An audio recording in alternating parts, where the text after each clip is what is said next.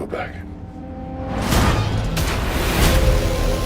If you're gonna play the game, you gotta learn to play it right.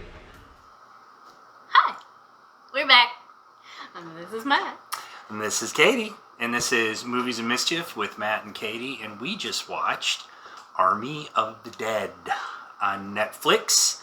This is a Zack Snyder written, produced, and directed zombie heist film. Yeah. It's a zombie heist film. Dave Bautista, Notaro, and that's pretty much it. Omar Hardwick. Some people know Omar Hardwick. I'm not familiar with him. And who's the guy? Garrett. Is it Headland or Hudland or something like that? Yeah, he was the husband on Raising Arizona. Bert on Raising Hope. Raising Hope, sorry. The husband on Raising Arizona was Nicolas Cage. So anyways.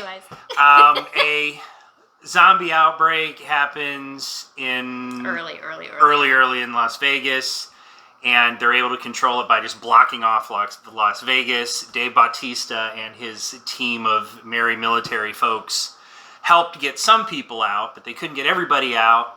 Fast forward a few years, and this mysterious dude shows up and says, "Hey, I want you and your team of people to go back into Las Vegas and get my money." And that's all I'm gonna say about that. It'll give you a whole new take on container homes. Yeah. So what'd you think? I really liked it, but I like Zack Snyder. It was very splatty, which you would come to expect. There were some great effects. The effects have definitely been kicked up several notches since Dawn of the Dead remake. Mm-hmm. There's always a good bit of humor without being like a Shaun of the Dead kind of movie. There's little touches here and there to kind of release some of the tension. Mm-hmm. There was a lot going on. There were some things that were like, oh, well, that's a new kind of idea within this world. I think this was the best thing he's done since Dawn of the Dead. I'm not a huge Zack Snyder fan.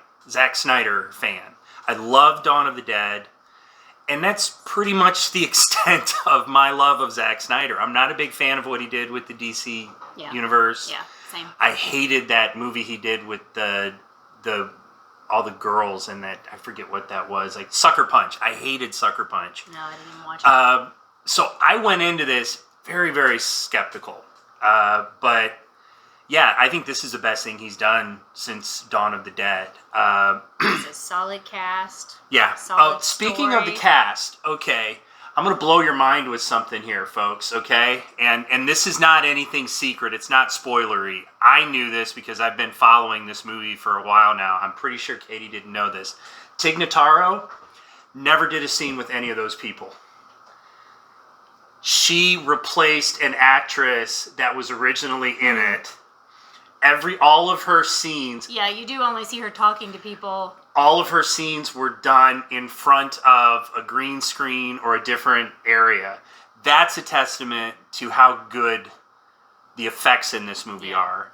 I also want to say, as far as I'm concerned, Dave Bautista has bumped himself up a couple notches. For sure. For Dwayne "The Rock" Johnson. Now... Yeah. I love both of those guys, and I think Dwayne Johnson is doing a wonderful job in the stuff he's doing. But this movie, on top of what Dave Bautista did in the Blade Runner movie and a couple other movies I've seen him in, he is really showing some range. Because we talked about after Guardians of the Galaxy, when he talked about getting acting lessons at that point, and I think he's taken it really seriously, because there were some very emotional moments in this. Yeah, really touching, heavy duty. Really things. good stuff. Yeah. I was really impressed with him. I was really impressed with the whole cast. Yeah. I just, I was not expecting to enjoy this film as much as I did. I have to go back to the thing about Tig, though. What?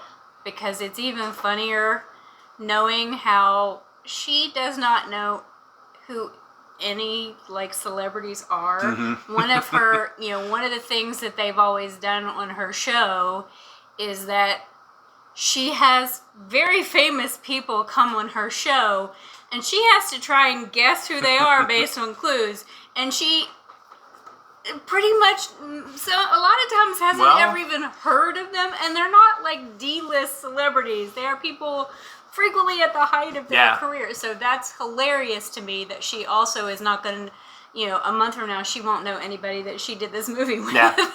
This was a really solid film. And, there's going to be people out there that are not going to like it. There's going to be people, especially people within the horror zombie subgenre, that are purists and they don't like the intelligent thinking zombie, reasoning, planning.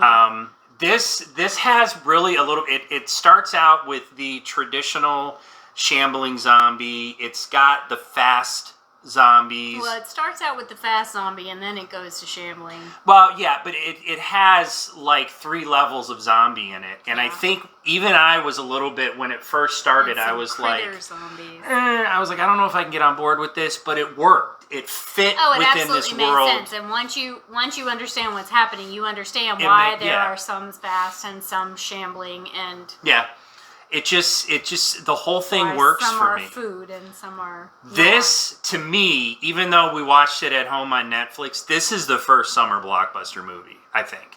I know that this played for a little while in theaters the last couple weeks. I actually looked to see if it was going to be in our local Regal to see if I could talk you into trying that out. But it wasn't playing in our local Regal. But I know that it did get a pretty quick limited theater release, and I think this is a perfect, if you have an opportunity to watch it in a movie theater and you're comfortable with that, this is a sit down, big old box of popcorn type movie.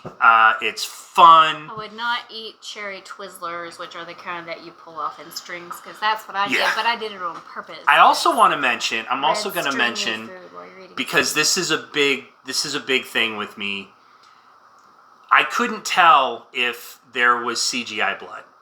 I'm pretty positive that there was some CGI blood splattered throughout this film, but they did a really good job of masking it with practical effects. There's still a lot of practical effects going on in this. Very chunky, meaty, splattery. It's chunky, it's splattery. If that's not your kind of thing, then this probably isn't going to be your movie. But if you can stomach some very audible, splattery type gore, have at it, my friends. This is the one for you. And if you like that kind of thing, there are moments you will cheer, because there were moments that we were just like, "Boo!" We both loved, yeah. So this was, I got to tell you, folks, I was not expecting to enjoy this movie as much as I did. It was a lot of fun. I really did not. Mm-hmm. So Netflix, Army of the Dead, well, streaming on Netflix. It's definitely worth a look. It's just a good, fun popcorn kind of movie, and I think it's a blast. Yeah. And Katie likes it too. Yeah, it was a lot of fun. All right, so with that, as usual, please click subscribe. Ring the bell, click subscribe, comment, let us know what you thought of the movie. And if there's anything out there you'd like to get our thoughts on, anything that's currently streaming, please let us know. Let us know. We only have locked down the second movie we're going to do, so if there's going to be a third, let us know. It's going to come from you. All right, so on that note, we're going to let you guys go. Everybody have a good weekend. Bye.